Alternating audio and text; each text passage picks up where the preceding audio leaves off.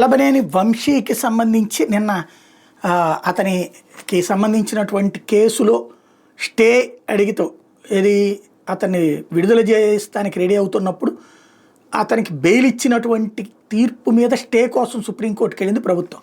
ఇప్పుడు దాని మీద కొట్టేస్తూ సుప్రీంకోర్టు చేసిన వ్యాఖ్యల్ని సాక్షి హైలైట్ చేసింది. వల్లభనేని వంశీ తత్తులు తమ ఆస్తివాదాలను జోక్యం చేసుకుంటున్నారంటూ సుంకర సీతామహాలక్ష్మి 2025లో గన్నవరం పోలీసులు ఫిర్యాదు చేశారు. దీని ఆధారంగా పోలీసులు వంశీపై కేసు నమోదు చేశారు. అయితే ఆయనకు హైకోర్టు షరతులతో కూడిన బెయిల్ మంజూరు చేస్తూ మే 9ని తీర్పు ఇచ్చింది. దీన్ని సవాల్ చేస్తూ సీతామహాలక్ష్మి సుప్రీంకోర్టును ఆశ్రయించారు. వ్యాజ్యం మీద బుధవారం జస్టిస్ మనోజ్ మిశ్రా ధర్మాసనం విచారణ జరిపింది. వాదనలైన ధర్మాసనం వంశీకి బెయిల్ ఇస్తూ హైకోర్టు జారీ చేసిన ఉత్తర్వులు జోక్యానికి నిరాకరించింది. 2022-23లో ఘటన జరిగితే 25లో కేసు నమోదు చేయడంపై విస్మయం వ్యక్తం చేసింది.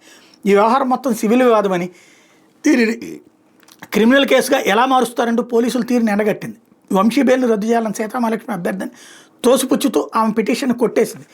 గన్నవరం నియోజకవర్గంలోని బాపులపాడు, గన్నవరంతో పాటు విజయవాడ గ్రామీణ మండలాల పరిధిలోని వల్లభనేని వంశీ ఆయన అనుచరులు మైనింగ్ జరిపి ప్రభుత్వ ఖజానాకి నష్టం కలిగించారు. కృష్ణా జిల్లా గనుల శాఖ అధికారి మే 15న ఫిర్యాదు చేశారు. దీని ఆధారంగా గన్నవరం పోలీసులు వంశీ మరికొందరిపై కేసు నమోదు చేశారు. ఆయన ముందస్తు బెయిల్ కోసం హైకోర్టును ఆశ్రయించారు.